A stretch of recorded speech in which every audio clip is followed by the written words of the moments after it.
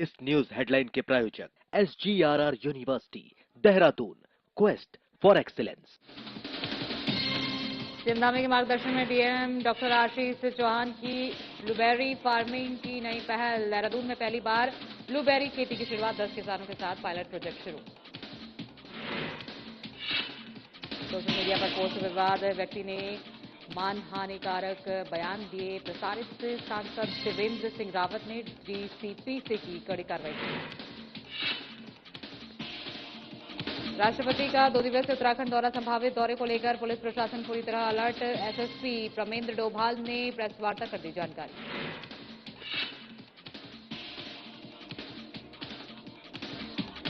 उत्तराखंड में गणना फॉर्म बांटने की महाअभियान शुरू। सीडीओ वरुण अग्रवाल ने लोगों से की अपील। बूथ लेवल ऑफिसर्स का सहयोग करने की अपील। और हरिद्वार में नाबालिग को बहलाकर ले जाने वाली आरोपी गिरफ्तार। पॉक्सो एक्ट के तहत हुई कड़ी कार्रवाई। नाबालिग को भी पुलिस ने किया बरामद।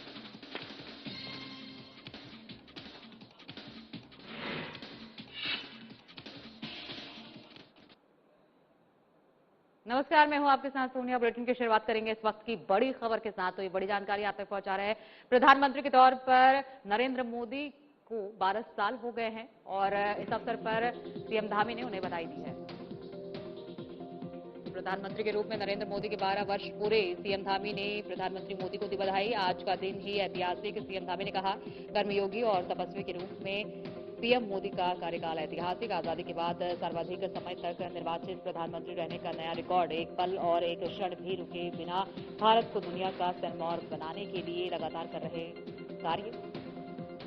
मोदी युग में सड़क, रेल, हवाई सेवाओं का हुआ विस्तार। प्रधानमंत्री के नेतृत्व में देश विकास के नए आयाम कर रहा है स्थापित। विकसित भारत का संकल्प तेजी से बढ़ रहा आगे। 12 वर्षों में भारत का मान, सम्मान और स्वाभिमान पूरी दुनिया में बढ़ा। प्रधानमंत्री मोदी का देवभूमि उत्तराखंड से विशेष और अटूट लगाव। प्रधानमंत्री मोदी को देवभूमि हर नागरिक मानता है अपने परिवार का सदस्य। प्रधानमंत्री मोदी के नेतृत्व में उत्तराखंड को विशेष सहयोग हुआ प्राप्त। चारधाम ऑल वेदर रोड से लेकर दिल्ली देहरादून कॉरिडोर तक सड़क संपर्क में ऐतिहासिक विस्तार। उत्तराखंड के विकास में स्वर्णिम अक्षरों में लिखा जाएगा प्रधानमंत्री मोदी का कार्यकाल।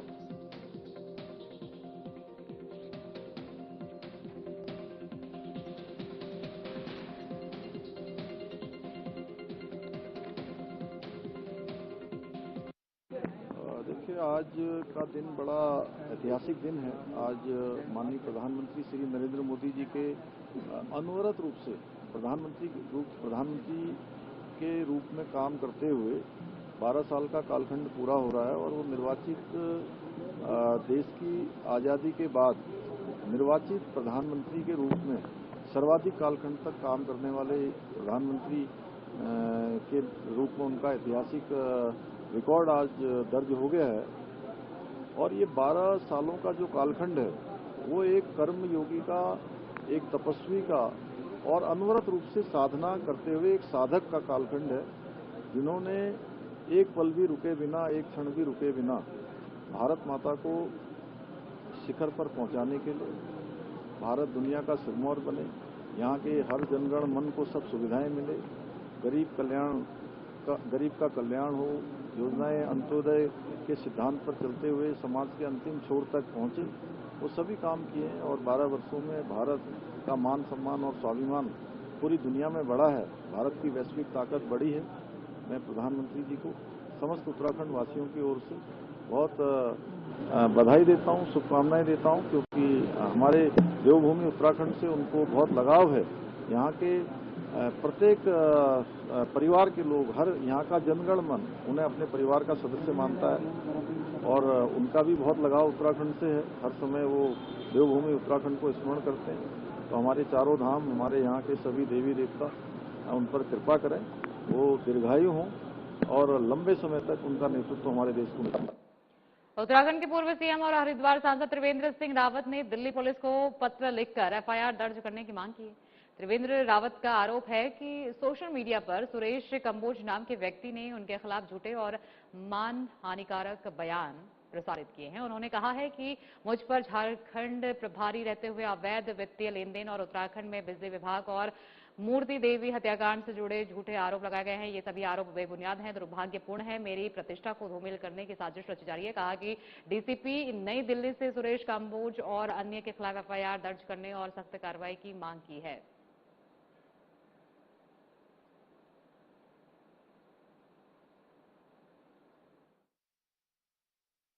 ये देखिए जो उसमें आरोप लगाए गए, ये आरोप अनर्गल आरोप, ये पहले भी एक व्यक्ति ने इस तरह के आरोप लगाए थे और उसने कोर्ट में एफिडेविट दिया कि मेरे आरोप गलत हैं। मैं अपने आरोपों को वापस लेता और उनके अधिवक्ता थे कपिल सिब्बल और उत्तराखंड हाईकोर्ट में उन्होंने अपने आरोपों को वापस लिया और इसलिए एक सीनियर लीडर होने के नाते, राज्य का पूर्व मुख्यमंत्री होने के नाते, वर्तमान में सांसद होने के नाते कोई भी किसी पर ऐसे कोई आरोप लगा देगा तो ये अक्षम्य होना चाहिए। किसी को भी इस तरह की छूट नहीं दी जानी चाहिए और इसलिए मैंने ये किया है और मैं इस पर अपने अधिवक्ताओं से मेरी बातचीत चल रही है। जरूरत पड़ेगी तो आगे भी कोई कानूनी कार्रवाई करें कि उत्तराखंड में वो बोल नहीं सकते हैं, उनको लगता है झारखंड में कोई सफाई देने से कोई फायदा है नहीं, तो उनको ऐसा लगता होगा शायद, इसलिए सब करते हैं। और कई बार ये प्रायोजित भी होते हैं, कई बार इस तरह के जो लोग होते हैं ये कुछ लोगों के द्वारा प्रायोजित भी किए जाते हैं। अब पुलिस का काम है, पुलिस अपना काम करेगी। अभी हमने एप्लीकेशन दी है, कई थानों में हमारे कार्यकर्ताओं ने भी उनके खिलाफ एप्लीकेशन दिया है। अब पुलिस का काम है कि उन एप्लीकेशन को एफआईआर में तब्दील करे या फिर जो संबंधित व्यक्ति है उस पर जो भी विधिक कार्रवाई है वो करे। इस बीच बड़ी जानकारी आप तक पहुंचाएंगे। बता दें कि मानसून सीजन की तैयारी को लेकर सीएम धामी ने सचिवालय में समीक्षा बैठक की है। इस दौरान उन्होंने अधिकारियों को कड़े निर्देश दिए हैं। तो सीएम धामी ने सचिवालय में की मानसून सीजन की तैयारियों की समीक्षा। आपदा और स्वास्थ्य प्रबंधन पर विशेष फोकस। सीएम धामी के संबंधित विभाग के अधिकारियों को बड़े निर्देश। मानसून से पहले सभी आवश्यक व्यवस्थाएं हो पूरी। आपदा प्रबंधन, जन सुविधाओं, स्वास्थ्य सेवाओं और आधारभूत ढांचे को बनाए मजबूत। किसी भी आपात स्थिति से निपटने के लिए तैयारी रखें पूरी। 15 नवंबर तक सभी सड़कें हो गड्ढा मुक्त। पिछले वर्ष आपदा प्रभावित क्षेत्र में शेष कार्यों को मानसून से पहले करें पूरा। पुलों, पुलिया और ड्रेनेज सिस्टम की कराए जांच। नालों और जल निकासी मार्गों की हो सफाई। डेंगू, मलेरिया और अन्य जल जनित बीमारियों की रोकथाम के लिए बनाए प्रभावी कार्य योजना। जीवन रक्षक दवाओं, चिकित्सा उपकरणों और एम्बुलेंस की हो पर्याप्त उपलब्धता। मानसून से पहले हटाए अतिक्रमण। बरसात के दौरान विद्युत, पेयजल, सड़क, दूरसंचार और मूलभूत सेवाएं न हो प्रभावित। कैथी धाम बाईपास कल से होगा संचालित। श्रद्धालुओं को जाम से मिलेगी राहत।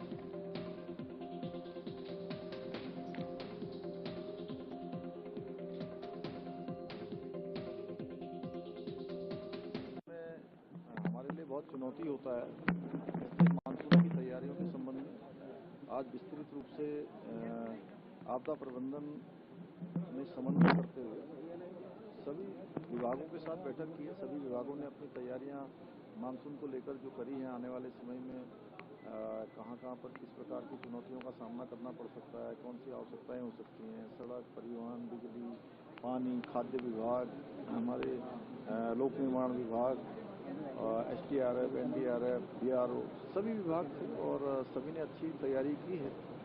और आगे चूंकि पिछले सालों के जो अनुभव हैं उन अनुभवों का भी एक तरह से आगे के कार्यक्रमों में सम्मिलित करते हुए, आगे की तैयारियों में सम्मिलित करते हुए हम लोग पूरी तैयारी करेंगे। चारधाम यात्रा भी चल रही है, वो भी सुचारू रूप से चलती रहे। इसके साथ साथ कांवड़ यात्रा भी अभी आ जाएगी, उसकी भी तैयारी करनी है। फिर हमारा कुंभ मेला भी होना है, तो वो सभी तैयारियां हम लोग अच्छे से कर रहे हैं। और अच्छी बात यह है कि ब्रिक्स सम्मेलन में हमारे राज्य के जो आपदा प्रबंधन का जो हमारा मॉडल है उसकी सराहना हुई है। हमारा उससे प्रोत्साहन हुआ है राज्य का, चाहे वो धराली में आपदा में जिस समय पूरी मशीनरी ने काम किया हो या सिलकारा टनल के रेस्क्यू अभियान में काम किया हो, वो सभी आज देश और दुनिया की नजर में आए हैं। राष्ट्रपति के आगामी 2 दिवसीय उत्तराखंड दौरे को लेकर देहरादून पुलिस प्रशासन पूरी तरह अलर्ट है। सुरक्षा व्यवस्था को मजबूत करने के साथ साथ आम जनता को किसी भी प्रकार की परेशानी न हो, इसके लिए व्यापक तैयारियां की जा रही हैं। इसी क्रम में देहरादून के एसएसपी ब्रह्मेंद्र डोभाल ने प्रेस वार्ता कर सुरक्षा और ट्रैफिक प्रबंध को लेकर महत्वपूर्ण जानकारी साझा की है। एसएसपी ने बताया कि राष्ट्रपति के भ्रमण कार्यक्रम को देखते हुए विशेष ट्रैफिक एडवाइजरी जारी की जाएगी, जिससे यातायात व्यवस्था सुचारू बनी रहे और आम लोगों को असुविधा का सामना न करना पड़े। उन्होंने कहा कि वीआईपी मूवमेंट के दौरान सुरक्षा के लिए अतिरिक्त पुलिस बल और ट्रैफिक कर्मियों की तैनाती की जा रही है। संवेदनशील और प्रमुख मार्गों पर विशेष निगरानी रखी जाएगी। उन्होंने बताया कि पुलिस की प्राथमिकता राष्ट्रपति के दौरे को सुरक्षित और सफल बनाना है, साथ ही ये सुनिश्चित करना है कि आम जनमानस का दैनिक जीवन प्रभावित ना हो। उन्होंने लोगों से जारी होने वाली ट्रैफिक एडवाइजरी का पालन करने और सहयोग करने की अपील की है।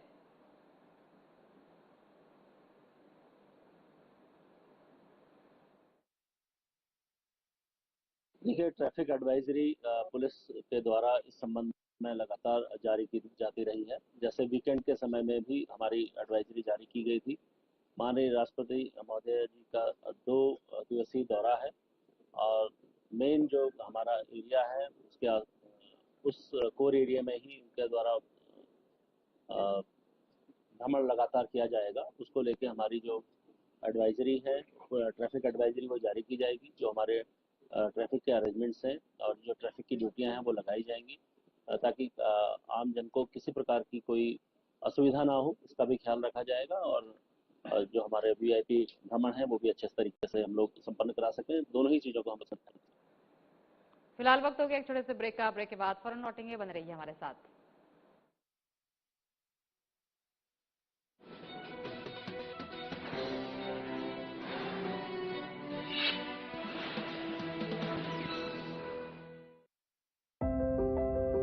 Eleven schools, infinite possibilities.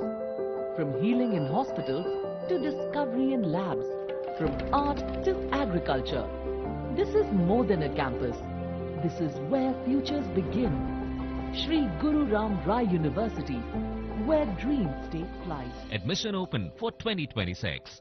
प्रधानमंत्री श्री नरेंद्र मोदी के दूरदर्शी नेतृत्व में सेवा, सुशासन और विकास को समर्पित 12 वर्षों की राष्ट्र निर्माण की ऐतिहासिक यात्रा ने उत्तराखंड को नई गति, नई दिशा और नया विश्वास दिया है। उत्तराखंड में विकास का महायज्ञ चल रहा है, जो देवभूमि की गरिमा को भी बढ़ा रहा है। प्रधानमंत्री जी के मार्गदर्शन और मुख्यमंत्री श्री पुष्कर सिंह धामी के नेतृत्व में डबल इंजन सरकार आज विकसित भारत में विकसित उत्तराखंड के संकल्प को तेजी से साकार कर रही है। आज उत्तराखंड में केंद्र सरकार की 2 लाख करोड़ रुपए से अधिक की विकास परियोजनाओं पर कार्य प्रगति पर है। डिजिटल इंडिया अभियान ने प्रदेश के दूरस्थ क्षेत्रों में इंटरनेट कनेक्टिविटी, ई गवर्नेंस और डिजिटल सेवाओं को विस्तार प्रदान किया है। भारत नेट परियोजना के तहत गाँव-गाँव में इंटरनेट पहुँचाया जा रहा है। साथ ही skill India, startup India, make in India और मुद्रा योजना जैसे अभियानों के माध्यम से उत्तराखंड का युवा गढ़ रहा है आत्मनिर्भर और स्वर्णिम भविष्य। वहीं 4 धाम ऑल वेदर रोड परियोजना, दिल्ली देहरादून एक्सप्रेसवे, ऋषिकेश कर्णप्रयाग रेल परियोजना, टनकपुर बागेश्वर रेल लाइन की स्वीकृति, अमृत भारत स्टेशन योजना के अंतर्गत 11 रेलवे स्टेशनों का आधुनिकीकरण, उड़ान योजना के तहत हवाई सेवाओं का विस्तार और पर्वतमाला परियोजना के अंतर्गत विकसित होता रोपवे नेटवर्क उत्तराखंड में कनेक्टिविटी, पर्यटन और विकास को नई ऊंचाइयां दे रहे हैं। केदारनाथ बद्रीनाथ धाम पुनर्विकास, मानसखंड मंदिरमाला मिशन और शीतकालीन यात्रा को बढ़ावा उत्तराखंड को वर्ष भर आध्यात्मिक और पर्यटन विकास की नई पहचान दे रहे हैं। वहीं रेड इन उत्तराखंड, होम स्टे, आयुष्मान भारत, आधुनिक स्वास्थ्य सेवाएं, औद्योगिक विकास और वाइब्रेंट विलेज जैसी योजनाएं प्रदेश में रोजगार, स्वास्थ्य और सीमांत विकास को नई मजबूती प्रदान कर रही हैं। जन कल्याण से जन विश्वास तक डबल इंजन सरकार के साथ उत्तराखंड रच रहा है प्रगति का नया अध्याय।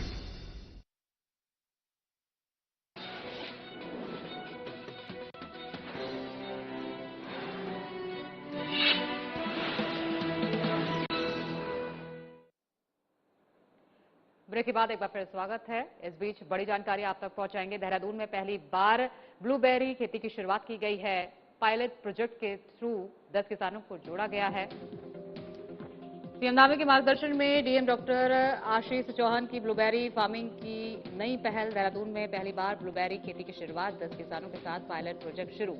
80% अनुदान पर मिलेंगे 500 ब्लूबेरी पौधे। किसानों का मिलेगा बड़ा लाभ। नाबार्ड द्वारा निर्मित पॉली हाउस पर ही की जाएगी ब्लूबेरी की खेती। जिला योजना में शामिल ब्लूबेरी पायलट मिशन। जिला प्रशासन का विशेष फोकस ब्लूबेरी फार्मिंग को बनाया जाएगा सफल मॉडल। किसानों के साथ खड़ा रहेगा प्रशासन। प्रोजेक्ट सफल होने पर क्लस्टर स्तर पर किया जाएगा विस्तारित। देहरादून को ब्लूबेरी उत्पादन के नए केंद्र के रूप में किया जा रहा विकसित। दून बासमती ने राष्ट्रीय स्तर पर बनाई पहचान। ब्लूबेरी खेती किसानों के लिए बनेगी आय का नया और लाभकारी स्रोत।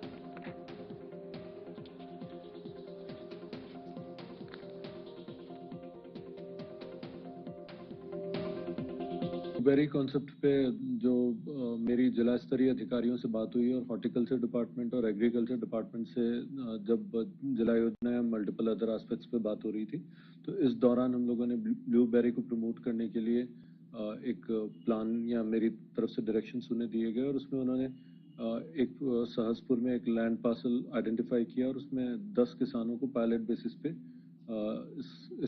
इसके कल्टीवेशन के लिए प्रमोट या सपोर्ट किया जाएगा। भी एक हाई वैल्यू क्रॉप है, क्योंकि इसकी जो सेलिंग रेट है वो 1000 से 1500 रुपया प्रति केजी के हिसाब से है। और मार्केट के अंदर अब बहुत सारे हेल्थ कॉन्शियस लोग हो रहे हैं जिनके पास पैसा है और वो एंटीऑक्सीडेंट चाहते हैं, वैरायटी ऑफ फूड चाहते हैं, उनके पास पेइंग कैपेसिटी है।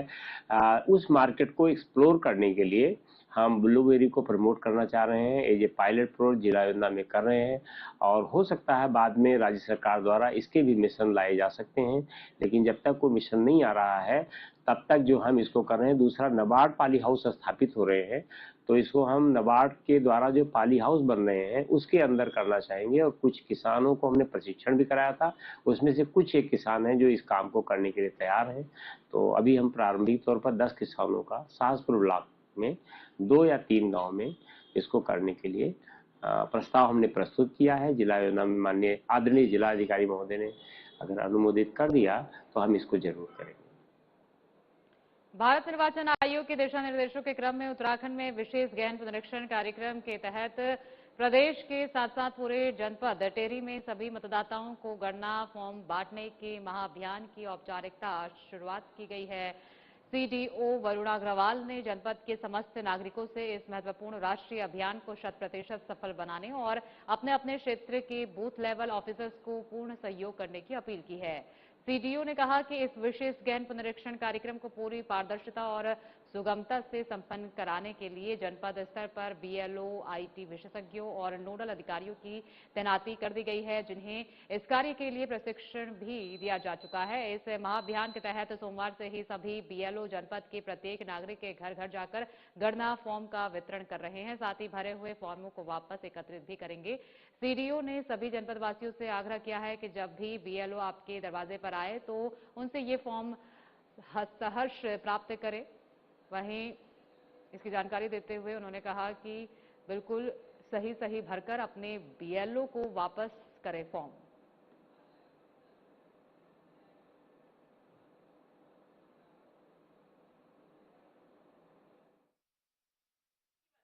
उत्तराखंड में विशेष पुनरीक्षण अभियान का संचालन किया जा रहा है। उसमें मेरा आप सभी लोगों से निवेदन है कि कल यानी 8 जून से 7 जुलाई के बीच में जो गणना प्रपत्र भरने का कार्य किया जा रहा है उसमें आप सभी लोग बढ़ चढ़ कर हिस्सा लें और सभी व्यक्ति अपने घर पे आपके जो बीएलओ आ रहे हैं उनके माध्यम से गणना प्रपत्र लेते हुए उसको टाइमली भरें, जिससे कि जो हमारा जो इलेक्टोरल रोल बनता है वो एकदम क्लियर और एकदम सही बने और उसमें कोई भी ऐसा व्यक्ति छूट ना जाए जो हमारे प्रदेश में निवासरत है और उसको इलेक्शन में प्रतिभाग करना है। इसके अलावा मेरा आपके इस माध्यम से ये भी आप सबसे अनुरोध है कि 1 जुलाई 2026 को जो भी व्यक्ति 18 वर्ष की आयु पूर्ण कर रहा है वो अपना नाम जरूर इलेक्टोरल रोल में जुड़वाए, जिससे कि वो आने वाले इलेक्शन में प्रतिभाग कर सके। हरिद्वार पुलिस ने त्वरित कार्रवाई करते हुए नाबालिग बालिका को बहला फुसलाकर ले जाने वाले आरोपी को गिरफ्तार कर लिया है। पुलिस ने आरोपी के चुंगल से नाबालिग बालिका को सकुशल बरामद कर लिया है। वरिष्ठ पुलिस अधीक्षक हरिद्वार के कड़े निर्देशों के बाद भगवानपुर पुलिस को ये बड़ी सफलता मिली है। कोतवाल रितेश शाह के मुताबिक बीती 2 जून को पीड़िता के पिता द्वारा कोतवाली भगवानपुर में एक तहरीर दी गई थी। इसमें आरोप लगाया गया कि एक युवक उनकी नाबालिग पुत्री को बहला फुसलाकर कहीं ले गया। तहरीर के आधार पर पुलिस ने तत्काल संबंधित धाराओं में मुकदमा दर्ज कर जांच शुरू की।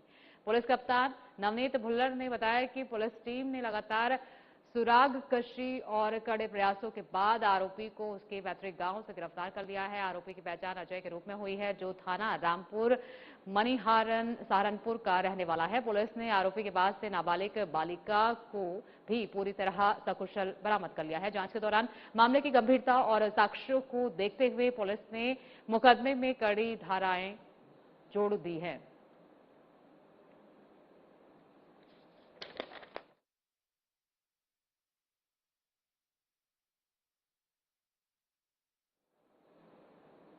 इस बीच बड़ी जानकारी आप तक पहुंचाएंगे। कुंभ मेले की तैयारी को लेकर मेलाधिकारी सोनिका ने निरीक्षण किया और अधिकारियों को कड़े निर्देश दिए हैं। आपदा प्रबंधन तैयारियों को लेकर बैठक का आयोजन किया। बैठक में एनडीएमए, मेला प्रशासन, पुलिस और विभिन्न विभागों के अधिकारियों रहे उपस्थित।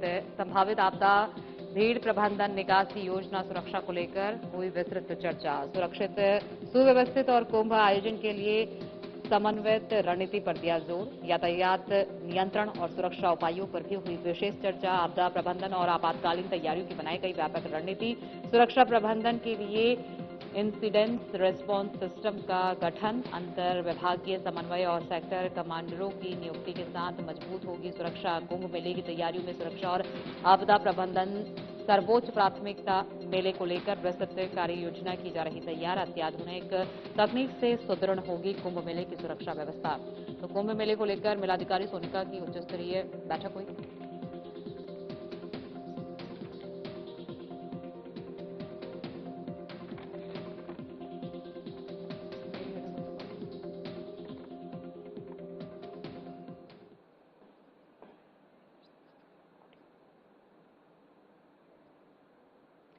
सीएम धामी ने सचिवालय में मेरी पुस्तक योजना ऑडियो क्लिप का शुभारंभ किया। ये बड़ी जानकारी आप तक पहुंचा रहे हैं।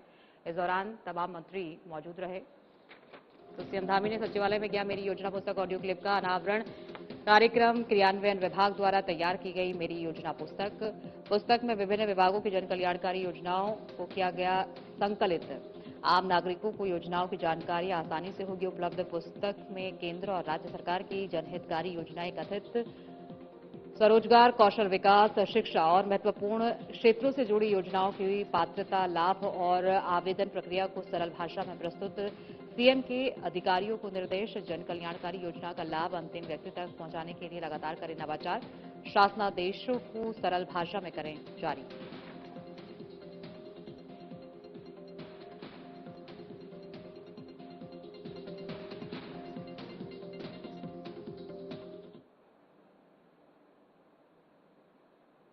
बुलेटिन में फिलहाल के लिए इतना ही। आगे की तमाम खबरों के लिए बने रहिए हमारे साथ।